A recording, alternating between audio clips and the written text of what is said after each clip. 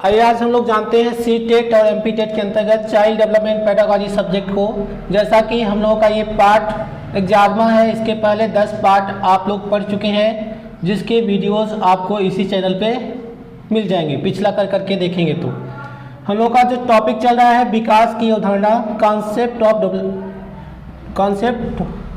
Of development, मतलब विकास की अवधारणा, डेवलपमेंट के कॉन्सेप्ट को हम लोग जान रहे हैं। ये हम लोग का टॉपिक चल रहा है, जिसमें से विकास की अवधारणा में ये हम लोगों का 4th पार्ट है, केवल विकास की अवधारणा में, और टोटल चाइल्ड डेवलपमेंट पेडागोजी में हम लोगों का 11वां पार्ट है। ठीक है, तो जैसा कि इसके पहले आप लोग विकास की अवधारणा में विकास के सिद्धांतों को कल जाना था। हमने सबकी लिस्ट दी हुई है कि विकास के कितने सिद्धांत हैं।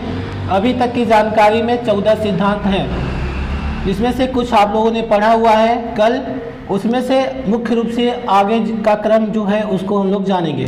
ठीक है, जैसे वंशानुक्रम एवं वातावरण के गुणनफल का सिद्धांत, समीप से दूर केंद्र से बाहर की ओर का सिद्धांत, जो कि बहुत ही महत्वपूर्ण होते हैं। आप किसी भी टेट का एग्ज़ाम देते हैं, केवल C TET M P TET लिख देने मात्र से केवल ये टॉपिक नहीं बदल जाएगा कि केवल फिक्स किसके लिए है, सी टेट के लिए, ये केवल एम पी टेट के लिए।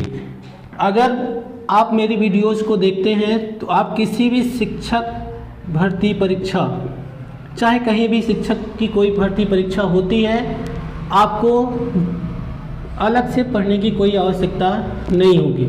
केवल क्या करना होगा, आपको अपनी एक समझ विकसित करनी पड़ेगी।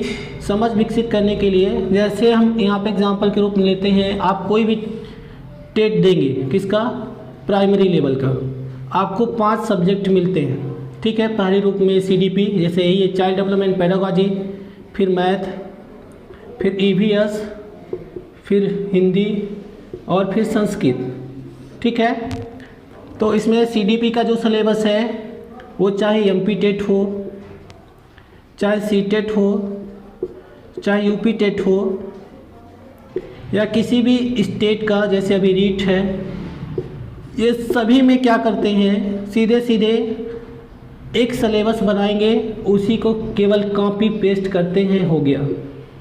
केवल नाम क्या चेंज हो रहा है, सी टेट चेंज हो रहा है, MP टेट चेंज हो रहा है, UP टेट, रीट और भी किसी भी स्टेट की एग्ज़ाम चेंज हो रही है। बाकी यहाँ पे जो जिसका आपको एग्ज़ाम देना है, एग्ज़ाम आपको किसका देना है, शिक्षक भर्ती परीक्षा का, इसने सिलेबस एक फिक्स करके रखा हुआ है सभी के लिए। ठीक है, 5 सब्जेक्ट आपकी आनी निश्चित होती है, जैसे चाइल्ड डेवलपमेंट एंड पेडागोजी, फिर मैथ, EVS, हिंदी, संस्कृत। तो इसमें से जो सिलेबस जारी होता है वो क्या करते हैं, यहाँ से कॉपी करेंगे, इसमें डालेंगे, यहाँ की कॉपी इसमें, यहाँ की यहाँ पे। कोई भी आप देखेंगे, कोई भी परिवर्तन आपको देखने को नहीं मिलेगा। आप कोई भी टेट का एग्ज़ाम उठा के देख लीजिए, सिलेबस जो जारी किया गया है, आपको पहला टॉपिक यही मिलेगा, विकास की अवधारणा। ठीक है, तो आइए हम लोग टॉपिक पे आते हैं। विकास की अवधारणा में जैसे हमने बता दिया है कि विकास की अवधारणा कह देने मात्र से ये नहीं है कि केवल हम विकास के अर्थ को जानेंगे, इसकी विशेषता को जानेंगे। ये बहुत बड़ा टॉपिक है, और आपको बेहतर समझ के लिए एक शिक्षक के रूप में आपको विकास की अवधारणा का समझ होना बेहतर आवश्यक है। अगर आप शिक्षक बनना चाहते हैं, ऐसे शिक्षक नहीं, वास्तविक शिक्षक, तो आपको क्या करना होगा, इसके बारे में बेहतर नॉलेज होनी चाहिए आपके ऊपर। ठीक है, बेहतर नॉलेज किस सब्जेक्ट की, चाइल्ड डेवलपमेंट पेडागोजी की, और उसमें से जो पहला पार्ट होता है विकास की अवधारणा, वो मुख्य रूप से बहुत ही आवश्यक है अगर आप अपनी समझ विकसित करना चाहते हैं एक शिक्षक के रूप में, और आप अच्छे नंबर लाना चाहते हैं किसमें, पेडागोजी में। ठीक है, जो शिक्षण शास्त्र है वही पेडागोजी है, हिंदी इंग्लिश वर्जन है। ये कोई शिक्षक आपको नहीं सिखाता है, कोई बुक आपको नहीं सिखाती है। ये क्या होता है, आपको खुद की समझ डेवलप करनी हो गया, अपने मस्तिष्क को इस प्रकार से विकास करना है कि वो किस रूप में डेवलप हो जाए, एक शिक्षक के रूप में। ठीक है, तो होगा क्या, यहाँ से आपको 2 फायदे होंगे। एक, बच्चा बेहतर तरीके से पढ़ पाएगा, और दूसरा, आप एक अच्छे शिक्षक बन पाएंगे। तब बन पाएंगे जब आप पेडागोजी में अच्छे नंबर पाएंगे।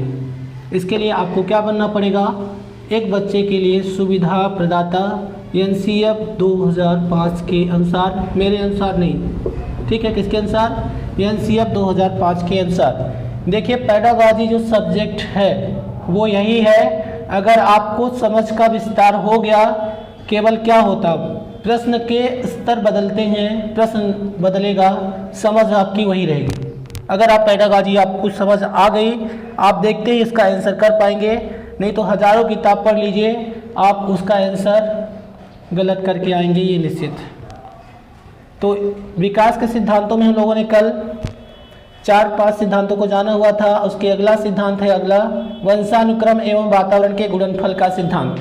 ठीक है, तो ये मुख्य रूप से क्या कहलाता है? जैसे वंशानुक्रम जो हो गया, तो वंशानुक्रम का मतलब ये है कि इसमें मुख्य रूप से एक बच्चा जो जन्म लेता है, जैसे हमने बताया हुआ था कि एक बच्चा मुख्य रूप से क्या करता है, जैसे एक बच्चे का जो विकास होता है 23 गुणसूत्रों से होता है, 23 माता के 23 पिता के। तो इसमें क्या होते हैं? पूर्वजों की आदतें होती हैं, पूर्वजों की आदतें, ठीक है, उनके लक्षण,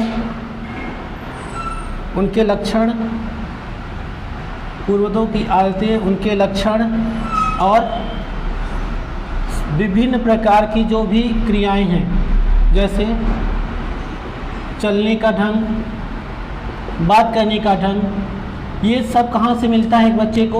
उसके वंशानुक्रम से मिलता है। ठीक है, जो वंशानुक्रम ये है 23 गुणसूत्र हैं, वो माता के 23 हैं और पिता के 23 हैं। इसी में बच्चे के क्या होते हैं? विभिन्न प्रकार की विशेषताएं जो आपके पूर्वजों में पाई जाती है, वही बच्चों में भी आ जाती है 23 गुणसूत्रों से। इसी को ही क्या कहा जाता है? वंशानुक्रम या हेरिडिटी बोला जाता है इंग्लिश में। ठीक है, फिर वातावरण क्या है? वातावरण वह प्रक्रिया है जिसमें बालक क्या करता है? बाहरी रूप से विकास करता है। ठीक है, बाहरी रूप से का मतलब क्या हो गया? एक बच्चे ने जन्म तो यहाँ से ले लिया, उसके अंदर ये सारी विशेषताएं पाई जाएंगी जो वंशानुक्रम में उसको मिला हुआ है, लेकिन उसका जो विकास है वो वातावरण से होगा। ठीक है, ज़रूरी नहीं कि एक कलेक्टर, आपके पूर्वज कलेक्टर रहे हों, आप भी कलेक्टर ही हो जाएंगे, ये ज़रूरी नहीं है, क्योंकि आपको वंशानुक्रम में तो ये प्राप्त गुण हैं, लेकिन इनका जो विकास है वो कहाँ से होगा? वातावरण से होगा। और वातावरण अगर सही ढंग से नहीं मिल पाया, मतलब वातावरण कैसे मिलना चाहिए आपको? जैसे आपके आसपास के लोग बेहतर हों, ठीक है, आप जिस समाज में रहते हैं वहाँ पे अच्छे लोग रहते हों, ठीक है, आपका रहन सहन, आपके परिवार के लोग, ठीक है, ये सब अगर बेहतर होंगे, शिक्षक अच्छे होंगे, विद्यालय अच्छा होगा, विद्यालय का वातावरण अच्छा होगा, आपके साथी अच्छे होंगे, ठीक है, इन सभी का अगर अच्छा कम्युनिकेशन रहेगा, तभी आप क्या बन पाएंगे? ये जो हमने अभी बताया, जो आपके पूर्वज थे, नहीं तो आप क्या बनेंगे? कुछ भी नहीं बन पाएंगे, क्योंकि दोनों का गुणनफल ये क्या है? हमारा विकास के सिद्धांत ने बता दिया। विकास क्या है? जो आपका ये क्या है? आपका वंशानुक्रम है, और ये क्या है? आपका वातावरण है। इन दोनों का क्या होना चाहिए? गुणनफल। जैसे मैं यहाँ पे वंशानुक्रम लिख दिया और यहाँ पे वातावरण लिख दिया, इन दोनों का जो गुणनफल है वही क्या कहलाएगा? विकास। इसको किसने बताया है? वुडवर्थ ने बताया है, ये मैं नहीं बता रहा हूँ, ये पहले से रिसर्च करके वुडवर्थ चले गए हैं और उन्हीं को मैं पढ़ा रहा हूँ, आपको बताने का प्रयास कर रहा हूँ। ठीक है, कि अगर एक बच्चे का विकास कैसे होता है, तो उसका विकास पढ़ने के लिए हमें विकास के सिद्धांतों को पढ़ना होता है। उसमें से सिद्धांत है आपका वंशानुक्रम वातावरण के गुणनफल का सिद्धांत, जिसमें से आपको वंशानुक्रम हेरिडिटी बताया, फिर इन्वायरमेंट वहाँ के वातावरण को बताया। इन दोनों का क्या होगा? जब गुणनफल होगा तब बच्चा क्या करेगा? बेहतर विकास करेगा, नहीं तो बच्चा विकास नहीं करेगा। और एक शिक्षक के रूप में जब आपको समझ होगी कि बच्चा ऐसे विकास करता है, तब तो आप उसको पढ़ा पाएंगे।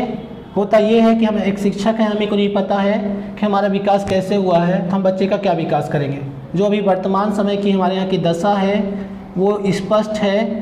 हम शिक्षक तो बन गए हैं, लेकिन हम भी अपना खुद भी नहीं जानते कि हमारा विकास कैसे हुआ है, हम एक बच्चे का क्या विकास करेंगे। केवल गवर्नमेंट से सैलरी ले लेने से हम शिक्षक नहीं बन जाते। ठीक है, हमें 80,000 85,000 गवर्नमेंट सैलरी देती है और हमको टैग दे दी है कि हम क्या हैं, गवर्नमेंट टीचर हैं, प्राइवेट टीचर हैं, प्राइमरी टीचर हैं, पीजी टीचर हैं, टीजीटी हैं। इससे आप टीचर नहीं बनते हैं। टीचर तब बनते हैं आप जब एक बच्चे को अच्छा पढ़ाते हैं और वो अपनी लाइफ में सक्सेस होता है, वो कुछ जो करना चाहता है वो कर लेता है, तब आप शिक्षक बनते हैं। ना कि आप गवर्नमेंट टीचर होते हैं, ना प्राइवेट, ना कुछ। ठीक है, ये केवल एक नाम मात्र है। जो वास्तविक अर्थ है शिक्षक का वो हमने यहाँ पे आपको बताया हुआ है। ये हमारा वंशानुक्रम में वातावरण के गुणनफल का सिद्धांत। ठीक है, अगला सिद्धांत है आपका समीप से दूर, केंद्र से बाहर की ओर का सिद्धांत। समीप से दूर का मतलब ये है जो विकास होता है वो कैसे होता है, पहले समीप होता है, इसके बाद बाहर की ओर होता है। ठीक है, मतलब निकटवर्ती विकास इसको बोला जाता है। जैसे एक बच्चा देखते होंगे जन्म लेने के बाद, जैसे बच्चा है जन्म लिया और कुछ समय बाद वो क्या करता है, उसका ना तो सिर इधर उधर कर पाता है, ना अपना हाथ इधर उधर कर पाता है। वो क्या करता है, अपनी धड़ पर पावर लगा करके इधर उधर पलटना शुरू कर देता है। इधर उधर पलटना शुरू किया, यानी सबसे पहले जो विकास हुआ उसका किसका हुआ, समीप का। सबसे आपके शरीर में मुख्य रूप से अगर देखा जाए तो उसका केंद्र भाग क्या होगा, आपका यहाँ पे होगा। और इसी के बल पर बच्चा क्या करता है, कभी जैसे यहाँ पे बच्चा लेटा हुआ है तो कभी इधर पलटेगा, कभी इधर पलटेगा। किसके माध्यम से, यहाँ का विकास हुआ तभी तो, नहीं तो उसको क्या करना चाहिए, पहले अपने सिर को इधर उधर करना चाहिए, अपने हाथ पैर को इधर उधर करना चाहिए। लेकिन बच्चा क्या करता है, आप इसको अपने दैनिक जीवन में इसका अनुभव कर सकते हैं आप लोग। ठीक है, बच्चा क्या करता है, अपनी धड़ का प्रयोग करके इधर उधर पलटता है। तो ये स्पष्ट करता है कि जो हमारा विकास है सबसे पहले किसका होगा, हमारे शरीर के निकटवर्ती भागों का। हमारे शरीर, जैसे ये हमारा शरीर है, इसका निकटवर्ती या इसका केंद्रीय भाग क्या होगा, हमारा धड़ होगा। सबसे पहले उसका विकास होगा, फिर धीरे धीरे करके सभी अंगों का विकास होगा। जैसे बच्चा छोटा होता है वो यहाँ से प्रारंभ हुआ, फिर धीरे धीरे क्या करता है, वो पहले पूरे हाथ को उठाता है। ठीक है, जैसे हम बोले चलो एक उंगली उठा के दिखाओ, एक उंगली नहीं उठा पाएगा। जब भी उठाएगा क्या करेगा, पूरे हाथ को उठाएगा, पूरे पैर को उठाएगा। ठीक है, पूरे सिर को उठाएगा। वो क्या करता है, एक चीज़ पर उसका फोकस नहीं होता, उसका क्या होता है, धीरे धीरे करके विकास होता है उसके शरीर के अंगों का। ठीक है, फिर एक टाइम ऐसा आता है कि वो जो चाहता है वो कर पाता है। नहीं, पहले क्या होता है, आप जहाँ पे उसको लेटा देंगे वैसे लेटा रहेगा, उसका हाथ जैसे रख देंगे वैसे रखा रहेगा। ये दिखा रहा है कि यहाँ पे उसका विकास अभी नहीं हुआ है। विकास कहाँ पे हुआ है, केवल केंद्रीय भाग का हुआ है। तो क्या, जब आप देखते हैं दोबारा आके तो क्या मिलता है, बच्चा पलटा हुआ मिलेगा, इधर का उधर, उधर का इधर। किसके आधार पर, वो अपने केंद्रीय भाग का प्रयोग करके और उसी सबसे पहले उसी का क्या हो गया, उसके अंदर विकास हो गया। ठीक है, इसके बाद हमारा जो ये शरीर है उसके बाहरी अंगों का फिर क्या होगा, धीरे धीरे विकास होगा। ये इससे स्पष्ट होता है कि हमारा जो विकास है कैसे होता है, समीप से दूर। समीप हमारा क्या है, हमारे शरीर का ये केंद्रीय भाग है, सबसे पहले इसका विकास हुआ, फिर इसके बाद आपके किसी अन्य अंगों का विकास हुआ। ठीक है, इसमें देखेंगे आप लोग, ये से 100% एक क्वेश्चन बनता ही बनता है।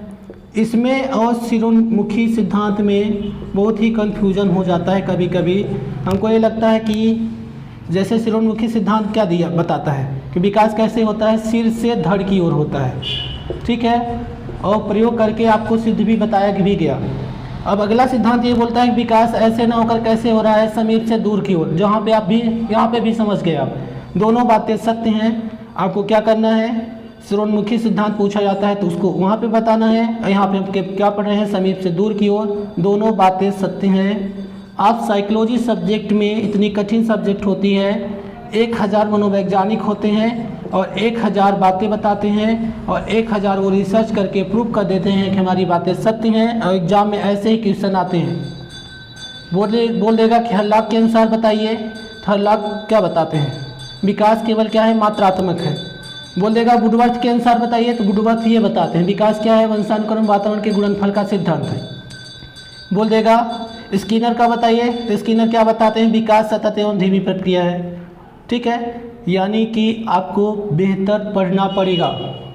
ठीक है, अगर आप बेहतर से पहले तो पढ़ना पड़ेगा, फिर दूसरा आपको अपनी एक समझ भी डेवलप करनी पड़ेगी, तब आप चाइल्ड डेवलपमेंट में अच्छे नंबर पा पाएंगे, पैडागॉजी में अच्छे नंबर पा पाएंगे। केवल एक सिद्धांत को पढ़ लेने से आपको नंबर नहीं मिलेंगे, ना ही आप एग्ज़ाम को पास कर पाएंगे, ना ही आप शिक्षक बन पाएंगे।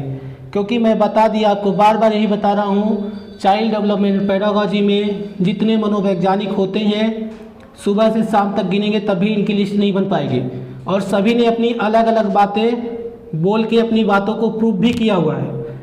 अगर उनका सिद्धांत सत्य है और एग्ज़ाम में अलग अलग ही पूछता है, सीधे नाम दे देगा, हर्लॉक के अनुसार बताइए विकास क्या है। हर्लॉक ने तो मात्रात्मक बता दिया है।